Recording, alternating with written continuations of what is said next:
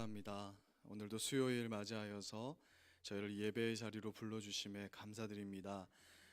참 대지를 적시는 이 촉촉한 비를 내려주신 것처럼 오늘 말씀으로 우리의 심령을 적셔주시고 성령으로 충만한 그런 밤이 될 수 있도록 이 예배 가운데 성령 하나님 온전히 함께하여 주시고 또 우리의 예배를 받아주시기를 간절히 기도합니다. 오늘 또 사랑에 관한 말씀 나눌 때 우리 속에 없는 이 사랑이 참 성령 하나님께서 주시는 선물로서 우리 속에 샘솟게 하시고, 그래야지 우리 가정과 교회와 우리의 직장이 변화되는 놀라운 역사가 우리가 경험하게 되는 그러한 능력의 말씀 시간 될 수 있도록 하나님 함께하여 주시옵소서. 예수님 이름으로 기도드립니다. 아멘. 네, 우리 옆에 분들과 같이 한번 인사 나누겠습니다. 주님 안에서 사랑합니다. 이렇게 한번 인사하겠습니다. 네.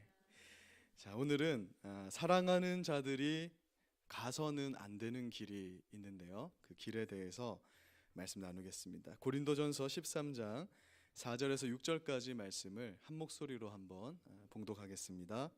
시작. 사랑은 오래 참고 사랑은 온유하며 시기하지 아니하며 사랑은 자랑하지 아니하며 교만하지 아니하며 무례히 행하지 아니하며 자기의 유익을 구하지 아니하며 성내지 아니하며 악한 것을 생각하지 아니하며 모든 것을 참으며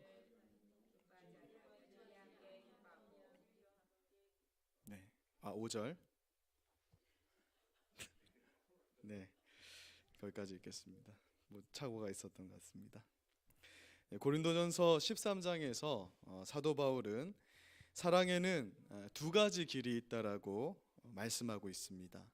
먼저 하나님의 사랑을 아는 우리가 추구해야 되는 사랑의 길이 있는데, 그 길은 오래 참고 온유한 사랑을 베푸는 것이다, 이렇게 말씀합니다.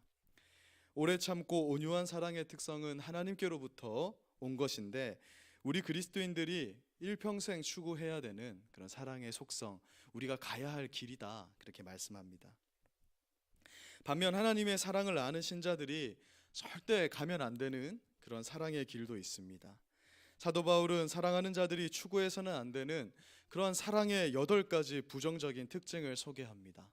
곧 사랑은 시기하지 아니하며 자랑하지 아니하며 교만하지 아니하며 또 무례히 행하지 않고 자기의 유익을 구하지 않고 성내지 않고 악한 것을 생각하지 않는 것이라는 거예요. 만약 우리에게 이러한 사랑의 8가지 부정적인 특성이 만약 나타나고 있다면 우리는 하나님의 사랑을 모르는 자이고, 만약 하나님의 사랑을 받고 있으면서도 내 안에서 이러한 기질이 계속해서 나온다면 하나님의 사랑을 무시하면서 살아가고 있다는 것을 깨달아야 합니다. 사도 바울이 제시하는 이 8가지 사랑의 부정적인 특징이 내 삶 가운데 자꾸 드러나게 되면 나는 그리스도의 몸된 교회를 찢는 자가 될 수밖에 없고, 또 하나님께서 축복으로 허락하신 내 가정을 파괴하는 자가 될 수밖에 없고, 청지기로서의 사명을 감당하라고 우리에게 주신 우리의 직장을 무너뜨리는 자가 될 수밖에 없는 것입니다. 그렇다면 고린도전서 13장을 통해서 사도 바울이 우리에게 온전한 사랑에 대해서 이처럼 구체적으로 가르치고 있는 이유가 무엇일까? 로마서 3장 20절에 보면 율법으로는 죄를 깨닫는다, 이렇게 말씀합니다. 즉 우리가 이렇게 사랑의 말씀을 들음으로써 첫 번째로 우리는 우리의 죄악된 본성으로 이 사랑을 할 수 없는 자구나라는 것을 깨달아야 되는 거예요. 내 안에 사실 이러한 사랑의 특성이 나타나지 않잖아요. 오늘 하루도 우리가 우리의 모습을 살펴볼 때 우리 속에는 이러한 하나님이 주신 온전한 사랑이 없다라는 것을 깨닫게 되는 것입니다.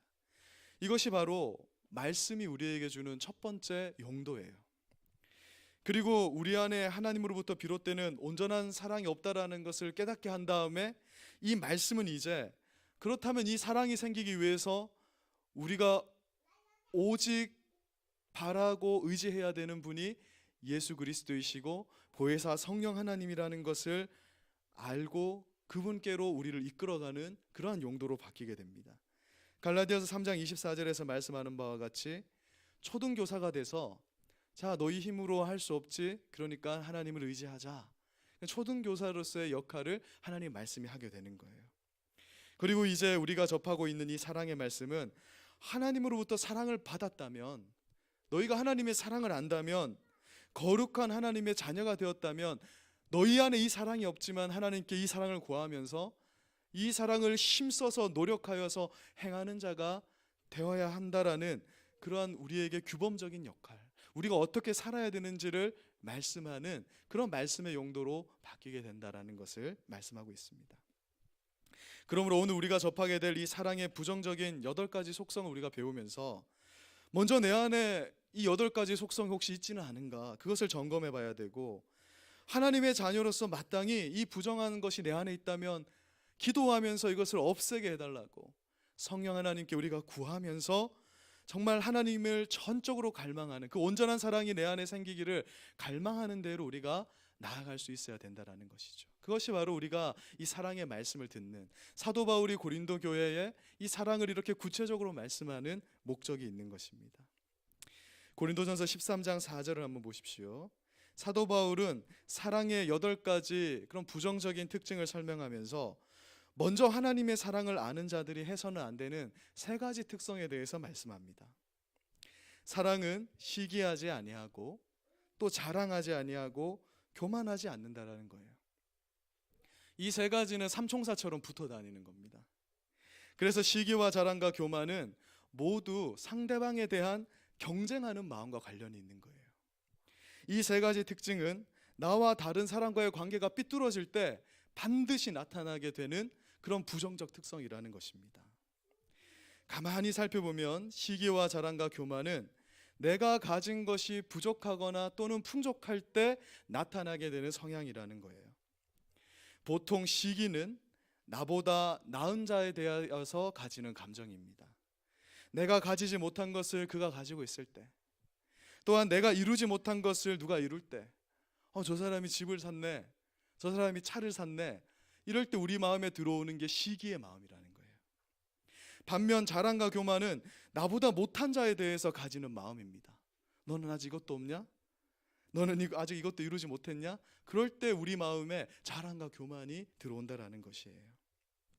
사람이 살다 보면 물질적으로나 지식으로나 부족할 때가 있고 풍족할 때가 있잖아요. 그런데 하나님의 사랑을 아는 자들은 부족할 때 다른 사람을 시기하지 않습니다. 그리고 풍족할 때 다른 사람에게 자기의 것을 자랑하거나 교만해지지 않는다라는 거예요. 그 이유가 뭐냐 하면 하나님의 사랑을 아는 자들은 지금 내게 주어진 게 원래 내 것이 아니라는 것을 아는 지식과 믿음이 있기 때문에 그런 거예요. 이것은 원래 하나님이 내게 은혜를 주시지 않으면 절대 내게 있을 수 없는 것이기 때문에 그것을 가지고 다른 사람을 자랑하거나 교만할 수 없다라는 것이죠. 또한 내게 풍족함이 없을지라도 내가 좀 부족하지만 이것마저도 하나님의 선한 섭리 안에 들어있는 것이니까 그러한 것을 아는 지식이 있는 자들은 상대방을 향하여서 시기하지 않게 되는 것이죠. 만약 우리가 하나님의 사랑을 모르게 되면 내가 가진 것이 부족할 때 우리는 다른 사람을 향하여서 시기하게 됩니다. 내가 가진 것이 풍족할 때에는 다른 사람을 향하여서 내가 소유한 것을 자랑하며 교만하게 되는 거예요. 반면 하나님으로부터 온전한 사랑을 부여받은 자는 부족한 상황에서는 더욱 하나님을 의지합니다. 그러니까 하나님께 초점이 맞춰지는 거예요. 풍족한 상황에서는 그것을 비밀로 더욱 하나님께 나아가게 됩니다. 즉 사랑이 있는 자는 부족하나 풍족하나 동일하게 하나님을 바라보게 되는 것입니다. 그래서 부족해도 시기하며 질투하는 것이 아니라 또 풍족해도 자랑하거나 교만하지 않게 되는 것입니다. 제가 이왕의 목회자의 길로 이렇게 들어서게 되니까 간사일 때는 전도사가 빨리 되고 싶고 전도사일 때는 목사가 빨리 되고 싶더라고요. 그러니까 사실 하나님 안에서 간사나 목사나 전도사나 다 별 의미가 없는 것입니다. 그런데 하나님 앞에서는 아무것도 아닌데 사람은 그 타이틀에 따라서 대우가 달라지더라고요. 제가 간사일 때 중고등부 학생들을 데리고 여름 수련회를 인솔에서 간 적이 있었습니다.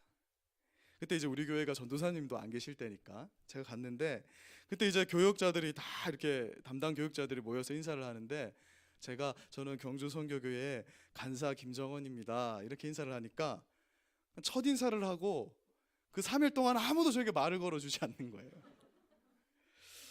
그때 이제 제 마음에 나를 이렇게 여기는 분들에 대해서 시기의 마음이 들어오더라고. 왜냐하면 내가 아직 가지지 못한 것을 가진 자들에게 대해서 그런 마음이 들어오는 거예요. 목사가 아니라고 나를 이렇게 대하는가?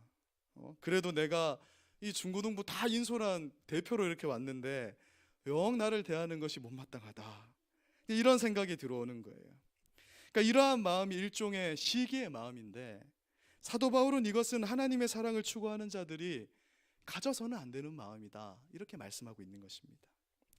반대로 제가 목사가 되고 나서 내가 만약 목사가 아닌 자들을 향하여서 그런 사역을 하시는 분들에게 자랑과 교만은, 이거 아무것도 아닌데도 자랑과 교만은 항상 이 허풍선 그 원어가 허풍선이거든요.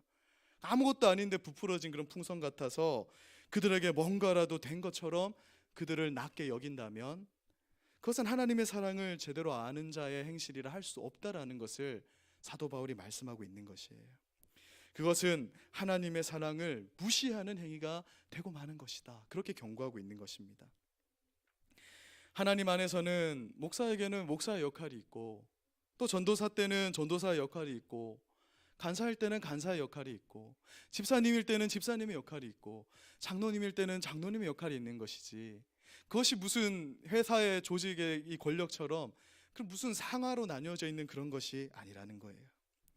경쟁하고 시기하는 마음, 내가 가지고 있는 것으로 남을 깔보는 마음은 모두 하나님의 사랑을 아는 자들이 가서는 안 되는 길, 하나님의 사랑을 아는 자들은 추구해서는 안 되는 것, 그렇게 지금 사도 바울이 말씀하고 있는 것입니다. 그래서 제가 일평생 참 이 다짐하는 것은요, 간사님이든 전도사님이든 청년부 회장님일지라도 정말 겸손하게 그분들을 사랑해야겠다, 대접해야겠다, 이런 마음을 항상 가지고 있습니다. 제가 예전에 전국에 있는 대학생 선교단체 간사님들이 모이는 그런 세미나에 한번 참석을 한 적이 있었거든요. 근데 목사님으로 보이는 한 분이 예배당 입구에서부터 이 전국의 간사님들, 보통 이런 말하기 좀 그렇지만 목사님들 간사님들을 대부분 좀 무시하는 경향이 있거든요. 그런데 이분은 딱 예배당 문 앞에 서가지고 고개를 숙이면서 인사를 하고 자리를 안내하고, 또 식사 시간이 되니까요, 식당을 안내하면서 본인은 다 앉아서 밥 먹는 걸 보고 아무데나 앉아서 식사를 하는 거예요. 나이가 좀 있어 보이는데 저분은 분명 이 교회 부목사님이겠다, 절대 담임 목사님일 리가 없다, 이렇게 생각을 했는데 웬일입니까? 그분이 그 교회 담임 목사님인 거예요.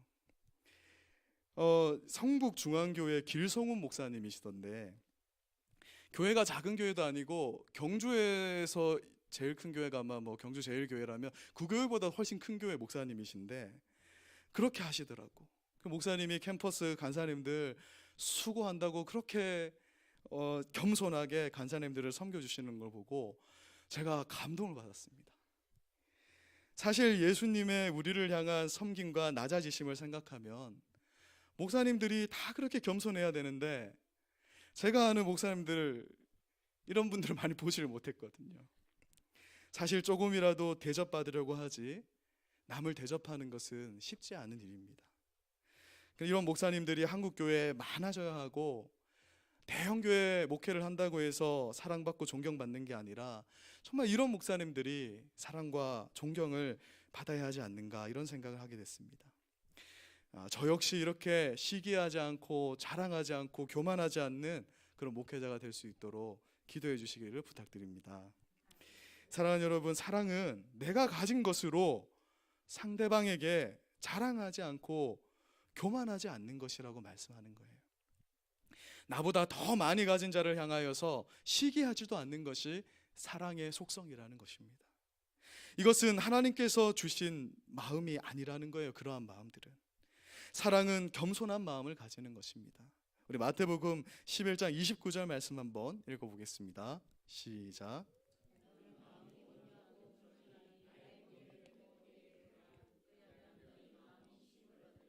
아멘.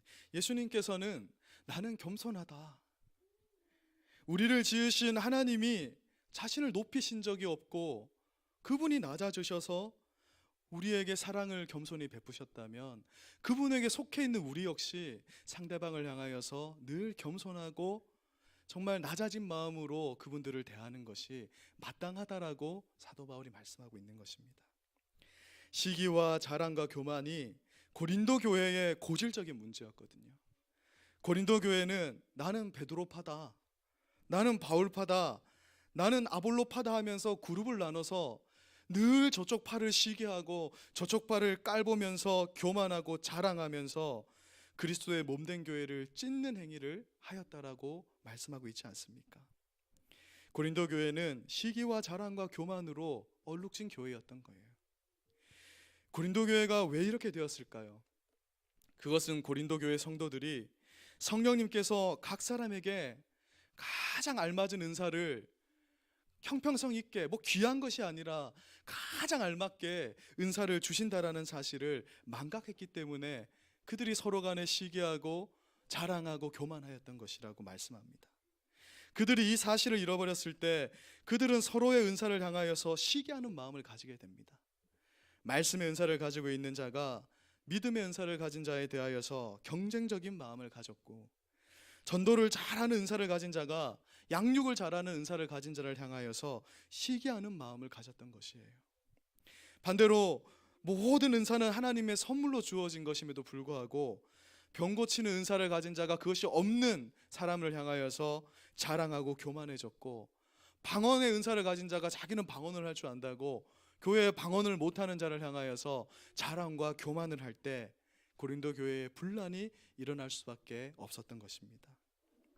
사도 바울은 고린도전서 12장 18절에서 그리스도의 몸된 교회의 지체들이 서로에게 시기와 자랑과 교만을 행하는 이유는 그리스도께서 모든 지체를 귀중하게 여기신다라는 그 사실을 알지 못하기 때문에 발생하는 것이라고 말씀하고 있습니다.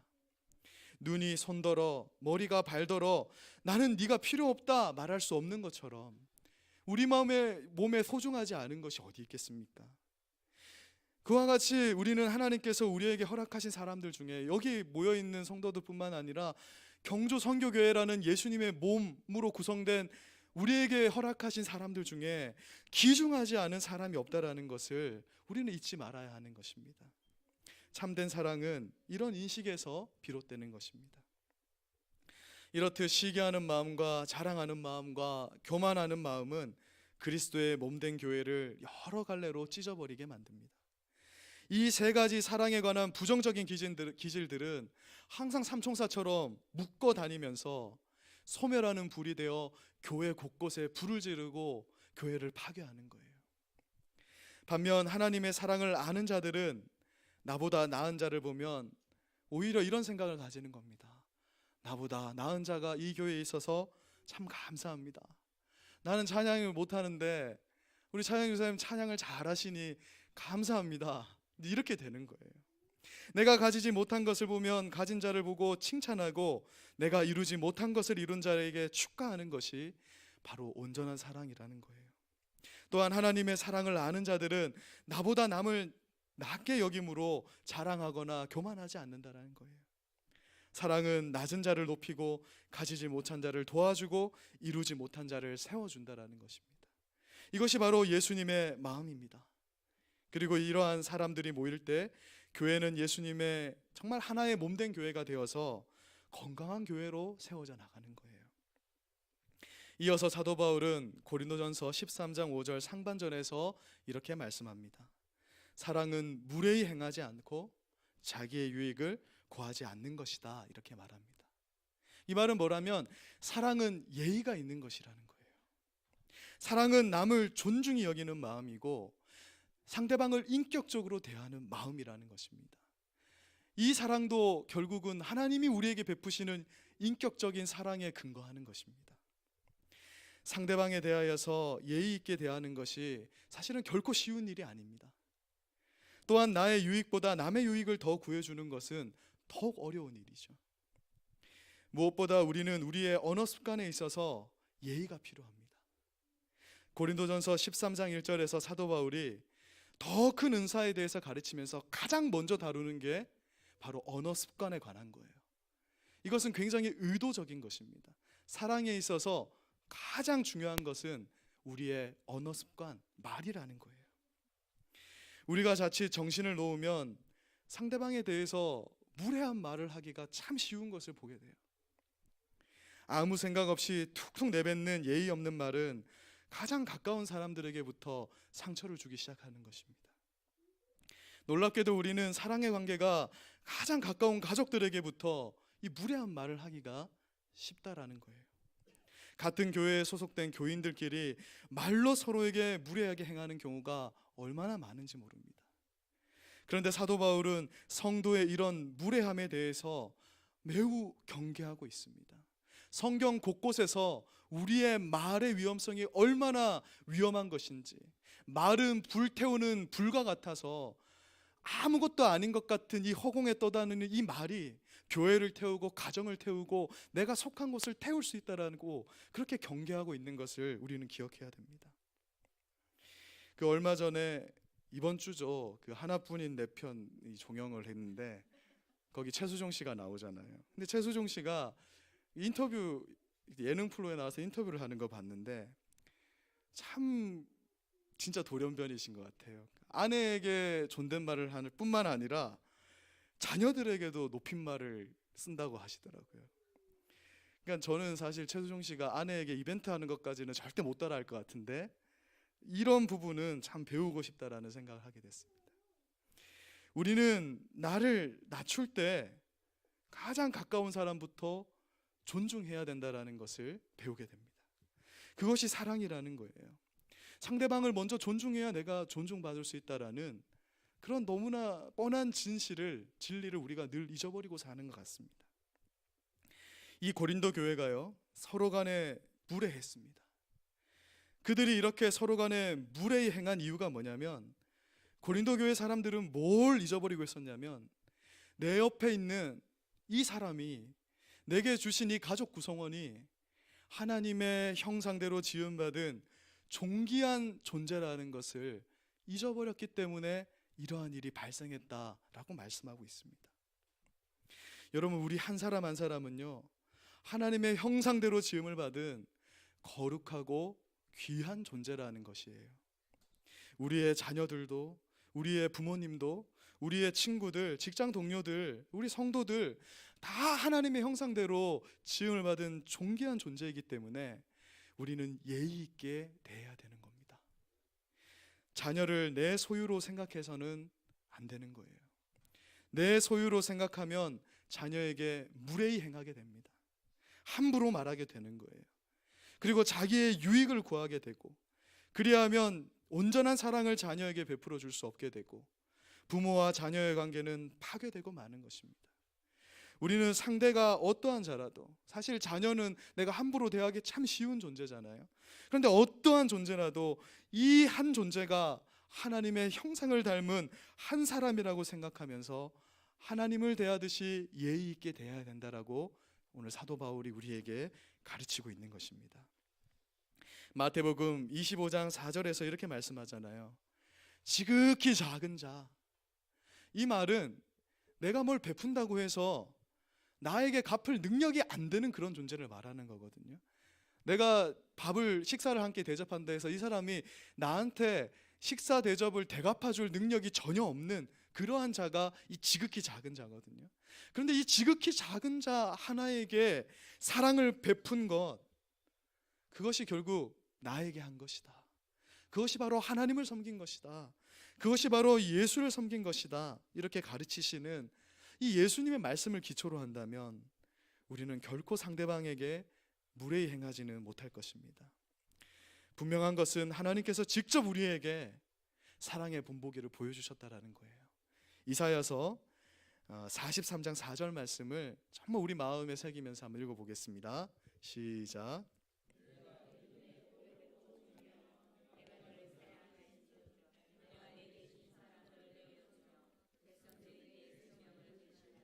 아멘. 하나님이 우리를 볼 때, 이게 찬양 가사로도 있잖아요. 내가 너를 보배롭게 여긴다. 이 말은 세상 그 어떠한 그 보석보다 너를 귀하게 여긴다라는 거예요. 다이아몬드 귀하게 여기시잖아요. 그런 것과도 비교할 수 없을 만큼 하나님이 우리를 귀하게 여기고 세상에서 가장 존귀하게 여긴다는 거예요. 우리를 그렇게 대하신다는 것은 내 옆에 있는 이 사람도 그렇게 대하고 있다는 것이고, 그러므로 너희도 옆에 사람을, 성도들을, 가족들을, 내게 주신 이웃들에게 대할 때 예의 있게 하나님을 대하듯이 보배롭고 존귀하게 대하라는 그러한 메시지가 하나님의 이 가르침 속에 들어있는 것입니다. 이 하나님의 마음이 상대방을 향한 우리의 마음이 되어야 할 줄로 믿습니다.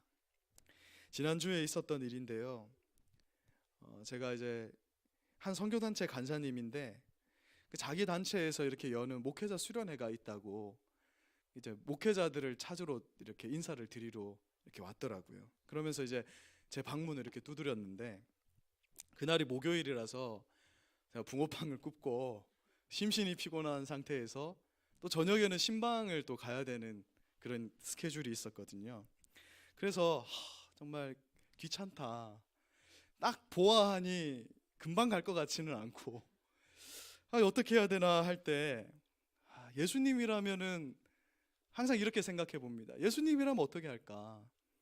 그래서 일단 그분을 받아들였, 이렇게 제 방으로 이렇게 모셨어요. 제가 간사일 때도 좀 생각이 나고, 대화를 조금 하다가 이 대화가 마무리될 때쯤 좀 기도를 부탁하시더라고요, 그분이. 그래서 제가 오히려 기도를 받아야 될 텐데 하면서 이제 기도를 해줬는데, 기도를 시작하니까 갑자기 간사님이 막 펑펑 울기 시작하는 거예요.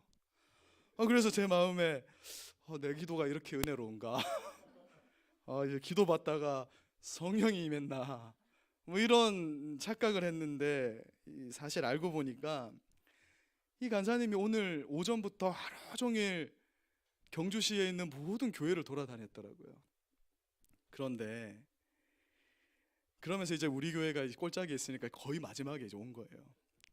근데 자기를 방으로 들어오라 해서 앉으라고 하신 사람 목사님이 단 한 명도 없었다라는 거예요.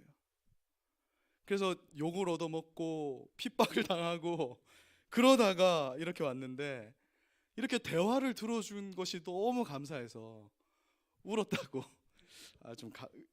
아직 성령의 능력 이런 것이 아니고 하여튼 그렇다고 말씀을 하시더라고요.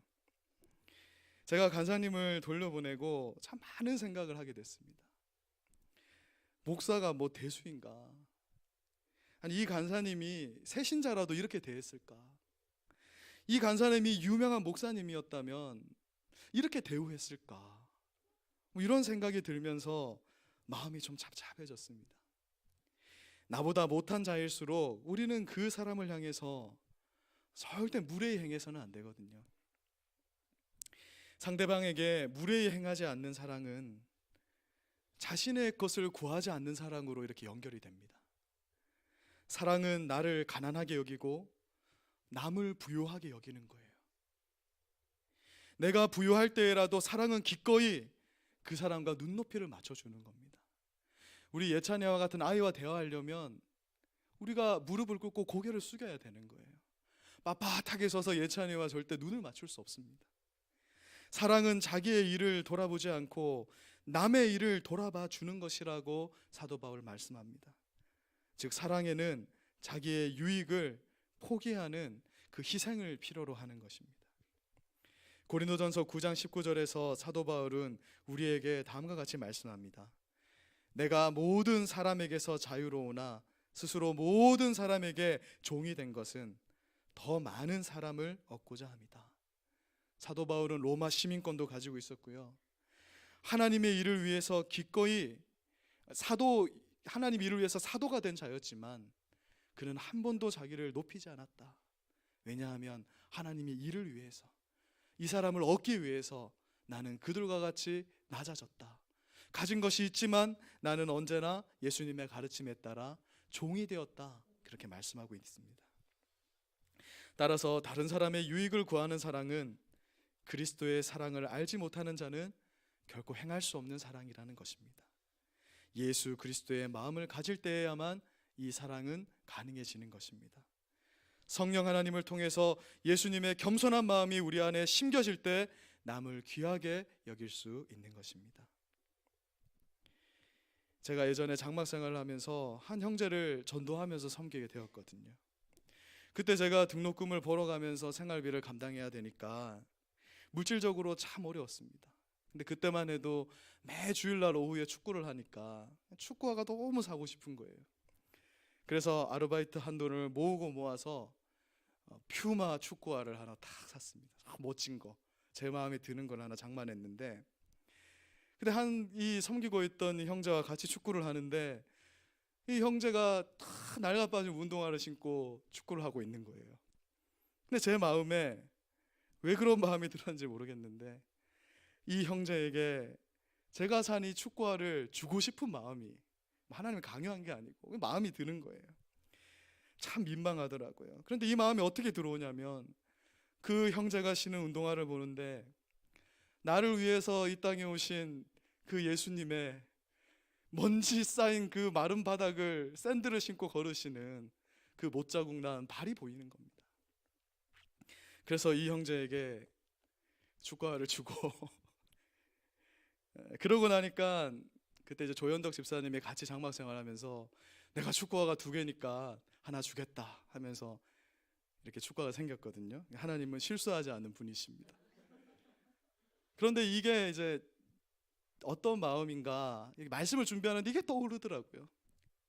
이게 뭔가 했더니 예수님께서 우리에게 행하신 그 사랑을 아는 자, 그 사랑을 경험한 자는 다른 사람을 세워주는, 나의 유익을 구하는 것이 아니라 다른 사람의 유익을 구할 수 있는 그러한 사랑을 행할 수 있는 것이구나, 그런 마음으로 하나님이 이걸 깨닫게 해주신 것 같습니다. 우리 말씀을 마무리하면서요, 함께 빌립보서 2장 5절 말씀을 읽어보겠습니다. 시작. 너희 안에 이 마음을 품으라. 곧 그리스도 예수의 마음이니. 아멘.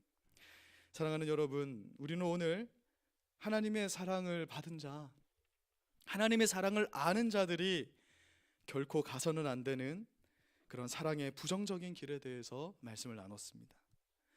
하나님으로부터 무한한 은혜와 사랑을 받은 우리 그리스도인들은 절대 오늘 우리가 말씀을 나눈 이 길로 걸어가서는 안 될 줄로 압니다. 우리는 예수 그리스도의 마음을 품고 그 마음을 배워서 그리스도의 사랑을 실천하는 자들이 되어야 할 줄로 믿습니다. 만약 우리가 예수 그리스도의 마음을 품고 시기하지 않고 자랑하지 않고 교만하지 않고 무례히 행하지 않고 자기의 유익을 구하지 않게 된다면 나의 삶은 거룩하게 변화하게 될 줄로 믿습니다. 그렇게 되면 이 교회가요, 하나의 아름다운 교회로 세워져 나갈 것이고, 내가 속한 가정이 아름답게 세워져 나갈 것이고, 우리의 자녀들이 올바르게 자라나게 될 것이고, 우리의 직장이 살맛 나는 곳이 되어져 갈 줄로 믿습니다. 너라는 글자에 점 하나 바꾸면 뭐가 되죠? 나가 되는 것입니다. 성령님께서 오늘 우리가 기도할 때 우리 마음에 점 하나를 콕 찍어 주시기를 소망합니다. 그래서 남이라는 글자에, 너라는 글자에 점 하나를 찍어서 나라는, 우리가 상대방을 나와 같이, 나 자신과 같이 사랑하면서, 그러한 사랑을 내가 가질 수 없는 것이니 하나님 오늘 말씀처럼 이 거룩한 사랑을 내게 심어 주시옵소서. 우리 그렇게 갈망하는 마음으로 기도하는 밤 되시기를 주님의 이름으로 소망합니다. 제가 기도하고 함께 기도하겠습니다. 사랑하는